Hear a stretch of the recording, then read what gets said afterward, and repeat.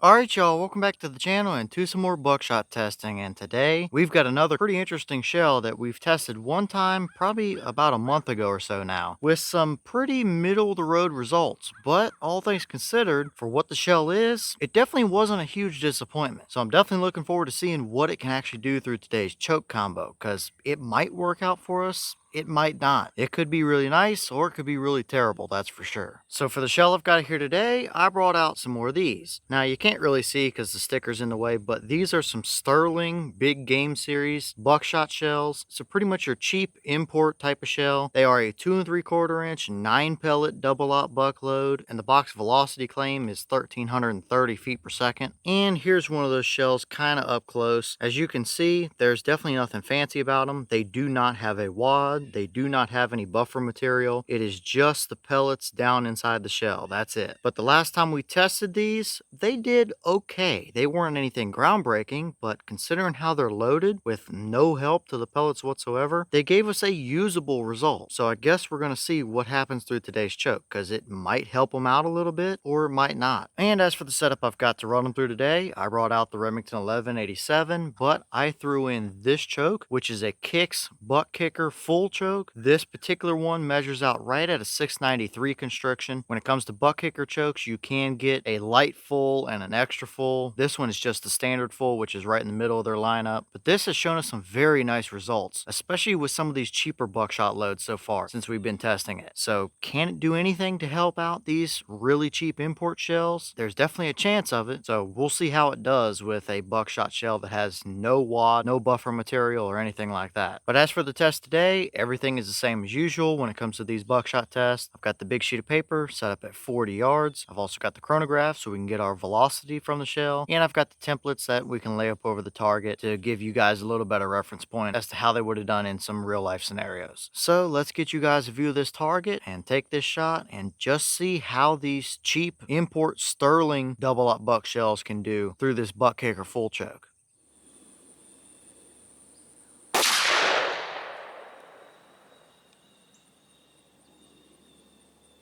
Alright, so that shell gave us 1312 through the chrono. The boss claim is 1330, so we were just a little bit under that, but I think 1312 is still well within the realm of reason for what these should be moving, especially with that box claim. So I'd say we are pretty well right on the money up here as far as velocity goes, but what kind of a pattern were we able to get out of them down there at 40 yards? Let's go check it out and see what they gave us.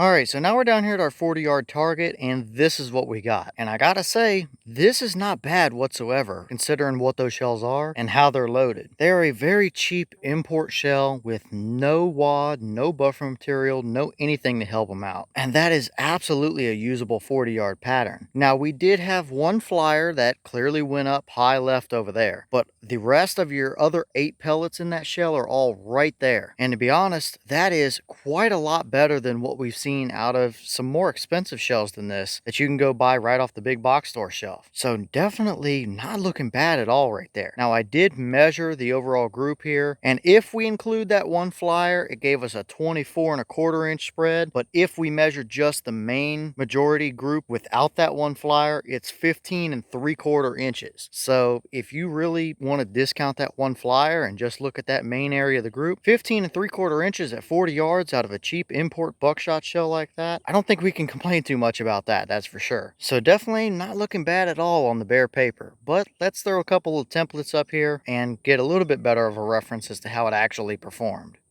Alright, so we'll start off here with our 10-inch circle, and if we line it up with the main majority core area of the pattern, we had a definite 3 with kind of half of a fourth just barely sneaking in and half out of the template down there in the bottom right corner. So 3.5 to 4 pellets is not anything groundbreaking as far as a 10-inch circle core goes, but as you can see, everything besides that one flyer in the top left is behind that template. So even though we might not have a super tight hot core, everything is still right there. So in the grand scheme of things, not looking too bad as far as the 10-inch circle goes, but let's throw the deer template up and see how that would look in some actual hunting type of scenarios.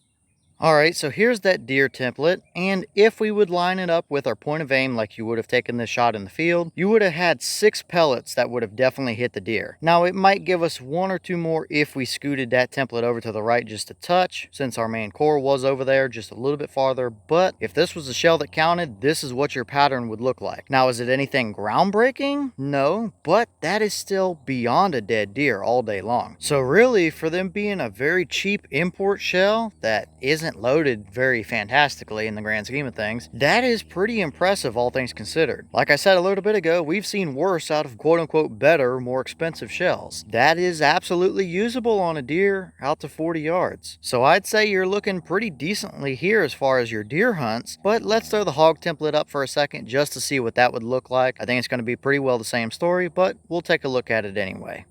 Alright, so here's that hog template, and it is pretty much the same story. You would have had a definite 5 pellets hit him, with 1 that might have snuck into the leg and 1 that might have just barely clipped his hind end up there. But overall, that is still absolutely a dead hog for you. So it seems like that buck kicker full might actually do something to help out these cheaper import shells. We've seen it help out a lot of your cheaper shells before, but I don't know that we've ever tried it with a shell that has literally no help, with no wad or no buffer or anything like that. So after seeing this, it did pretty well all things considered, that's for sure. We've seen way worse. That is a pattern and a setup combo that you could absolutely take out hunting. So at the end of the day here, I still don't know that I would call it anything groundbreaking. We have seen better out of like the flight control shells and stuff like that, but still, that is a very, very usable combination. With the way that pattern looks, I don't think I would be too scared to hunt with it, because you know you're going to have the majority of your pattern actually hitting the animal that you're shooting at 40 yards. So although it may not be perfect or the absolute prettiest, it's going to get the job done. So I would call it a win overall for today. I don't think we can complain too much about that, all things considered, with what this shell actually is.